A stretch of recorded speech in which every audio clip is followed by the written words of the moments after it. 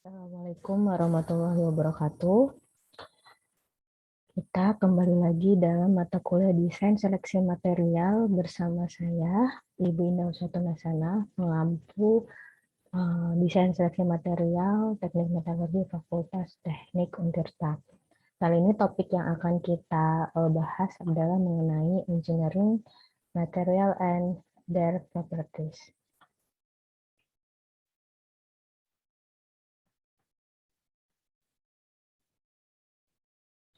Dalam keluarga material itu kita menyebutnya banyak kelompok seperti keramik, kemudian gelas, elastomer, polimer, dan yang sering kita temui adalah logam. Dan yang paling terbaru adalah material hybrid.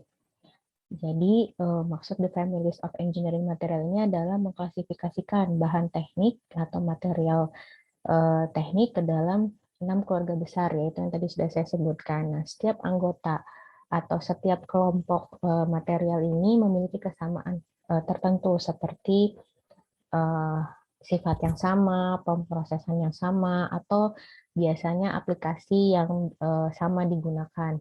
Nah, maksudnya misalnya dalam satu kelompok metal atau logam punya kesamaan sifat, kemudian pemrosesan, dan aplikasi yang biasanya digunakan sama. Misalnya sama-sama punya sifat rigid, kemudian pemrosesannya bisa sama-sama menggunakan metal casting atau pengecoran, dan aplikasinya sama biasanya untuk aplikasi-aplikasi yang temperatur tinggi, atau misalnya untuk satu aplikasi misalnya untuk matabor dan seterusnya seperti itu. Nah, kemudian metal atau logam ini semakin kuat dengan perpaduan atau perlakuan mekanik yang sudah kita sering pelajari tentang bagaimana heat treatment bisa meningkatkan sifat, kemudian juga paduan, ada yang kita sebut dengan metal matrik komposit, itu adalah salah satu jenis paduan ya, walaupun sifatnya jenisnya hybrid seperti itu. Dia memiliki sifat yang ulet gitu, logam khususnya ini dengan proses deformasi. Nah, karena keuletannya ini material logam ini tidak tahan atau akan fatik ya, akan fatik, dan juga dia memiliki sifat yang tidak tahan terhadap korosi. Jadi beberapa sifat ini sebenarnya bisa kita pelajari di jenis-jenis logam secara keseluruhan. Nah, kemudian yang kedua adalah keramik. Keramik ini sangat getas ya, tapi dia sangat tahan terhadap temperatur tinggi. Jadi biasanya untuk material-material yang benar-benar diaplikasikan di temperatur tinggi. Nah, kemudian juga dia tahan terhadap korosi. Mereka itu sangat keras gitu ya, kaku. Kemudian yang selanjutnya adalah material polimer. Ini saya menjelaskan sahabat-sahabat umum ya. Jadi maksudnya nanti kalian harus lebih belajar lagi mengenai jenis-jenis material gitu. Itu nanti bisa dilihat dari ada chartnya, kemudian bisa secara umum sih karena ini mata kuliah diambil di semester akhir atau semester 7, jadi harapannya ketika mengambil mata kuliah ini kalian sudah tahu beberapa material. Nah, hanya bagaimana caranya mendesain atau mengelompokkan material-material tersebut jadi satu kelompok atau satu beberapa jenis pilihan yang nantinya akan dijadikan opsi di desain kalian seperti itu. Nah, kemudian adalah polimer. Nah, polimer ini sifatnya sangat dipengaruhi oleh temperatur kerjanya. Itu. Nah, jika aspek-aspek ini dimasukkan ke dalam desain itu sangat amat menguntungkan seperti itu ya. Jadi kegunaan polimer itu sangat amat diuntungkan atau kita bisa manfaatkan kalau misalnya memasukkan aspek-aspek seperti temperatur kerjanya, karena di temperatur kerja tertentu polimer ini mulai akan memiliki sifat yang berbeda ketika dia di temperatur yang temperatur kamar gitu atau temperatur tertentu. Nah, kemudian sangat mudah dibentuk, bahkan untuk bagian yang sangat kompleks. Kemudian polimer juga tahan terhadap korosi dan memiliki koefisien gesek yang rendah. Nah, jadi kalau koefisien gesek yang rendah, balik lagi, sangat diuntungkan ya untuk beberapa aplikasi yang sering membutuhkan koefisien friction yang rendah atau yang istilahnya tahan terhadap gesekan. Yang kemudian yang keempat, selanjutnya adalah material glass. Glass ini adalah material amorf ya. Kekurangan struktur kristal ini menekan plastisitas gitu ya, seperti keramik. Kemudian juga sangat rapuh, rentan terhadap konsentrasi tegangan. Jadi maksudnya tegangan yang terkonsentrasi itu dia sangat rentan. Kemudian yang kelima, elastomer. Elastomer itu adalah polimer rantai panjang yang berada di atas temperatur gasnya. Apa sih temperatur gas itu? Nanti silahkan dibaca apa itu temperatur gas, bisa dilihat di mata kuliah polimer ya. Kemudian juga atau biasa dikenal sebagai temperatur atau transisi ya. Kemudian di dalam elastomer itu ada ikatan kovalen dan ikatan van der Waals. Ikatan kovalen ini yang menghubungkan antar polimer. Nah, ini yang sangat juga diuntungkan untuk sifat dari elastomer. Nah, kemudian ikatan van der Waals dan ikatan hidrogen yang sebenarnya kuat ikatnya tidak lemah seperti itu di bawah temperatur gelasnya. Yang terakhir, yang keenam adalah hybrid yang sudah saya tadi singgung di atas ya, metal material composite. Salah satu yang sangat diunggulkan adalah composite itu sendiri, yaitu lebih dari dua atau lebih jenis material. Nah, biasanya dia itu memiliki sifat yang berbeda dari material-material penyusunnya, tapi intinya adalah ingin menguntungkan adanya inovasi dari material lain, disebutnya hybrid material. Kemudian meminimalisir kekurangan dari sifat material penyusunnya itu sebenarnya yang diinginkan ketika kita membuat komposit atau membuat hybrid material seperti itu. Kemudian hybrid family ini salah satunya adalah tadi ya, komposit serat, partikular. Kita bisa juga menyusun material secara sandwich gitu ya. Kalau di komposit kita macam-macam. Kemudian kisi, foam, kabel, dan laminasi. Nah, selanjutnya ini beberapa sifat-sifat sifat material ya, maksudnya seperti sifat umum, mekanik, thermal, electrical, optical, eco properties, environment resistant kan. Kalau tadi kita berdasarkan materialnya, kalau ini nanti ini justru yang akan kita pengen cari tahu dari satu material. Nah, ini sifat-sifat dari material itu sendiri. Nah, ini ada lambangnya, kemudian satuannya, dan penyebutan namanya. Nah, selanjutnya ini kita background sedikit saja, seperti itu, biar bisa kalian belajar.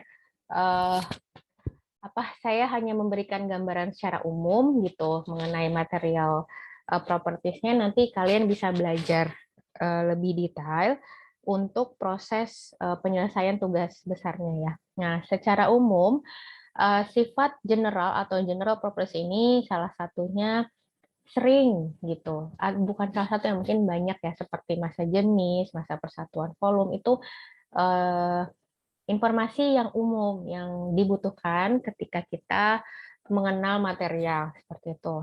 Kemudian bisa harga,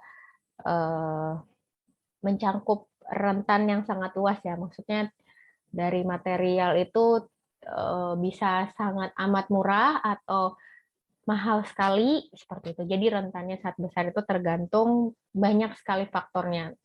Tadi sifat-sifat yang tadi di slide sebelumnya itu sangat mempengaruhi dari harga, makanya dikatakan wide range ya, sangat luas rentan harganya. Nah, kemudian ini fluktuatif gitu, dipengaruhi oleh jumlah bahkan kedekatan terhadap masuk customer gitu ya, penjualan dan produsen. Jadi bisa jadi kalau misalnya tadi kita sampaikan bahwa range-nya sangat luas, itu artinya fluktuatif. Pertama, fluktuatif itu dipengaruhi oleh kedekatan atau misalnya dia kedekatan dengan customer gitu, dengan produsennya. Kalau misalnya sudah ibaratnya let's say sudah langganan gitu, akan dikasih harga yang sedikit lebih murah, lebih miring, atau misalnya eh, apa namanya, material-material itu sudah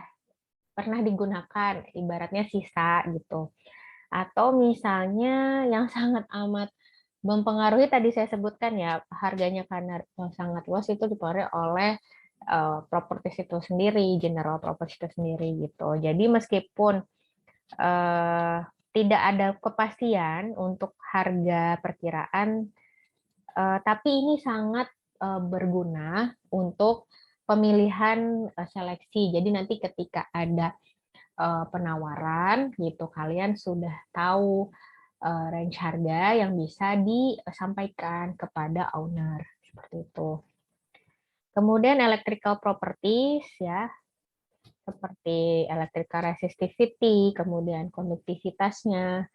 Nah, ini jadi kalian harus mengenal, paham sangat baik atau baik mengenal tentang alat atau sistem atau desain gitu yang akan kalian kerjakan. Apakah membutuhkan electrical properties yang uh, limitasinya tertentu atau tidak perlu limitasi gitu, itu sangat dianjurkan untuk ditelaah lebih dalam seperti itu ya. Bukan sangat, dia wajib bahkan ya. Kemudian optical properties itu misalnya apa namanya, eh, seperti panjang gelombang, kemudian karena kan semakin padat material, semakin tinggi konstanta dieлекtriknya, semakin besar indeks biasnya. Jadi, nah ini tergantung dari desain sistem atau benda kerja yang mau kalian kerjakan. Apakah membutuhkan sifat optikal yang tertentu gitu, ada batasannya, ada range-nya, nah itu harus dipertimbangkan gitu, karena tidak semua material itu memungkinkan cahaya untuk absorb gitu ya. Jadi tergantung dari panjang gelombang cahayanya, kepadatan material itu sangat dipengaruhi. Gitu. Nah, itu harus dipelajari.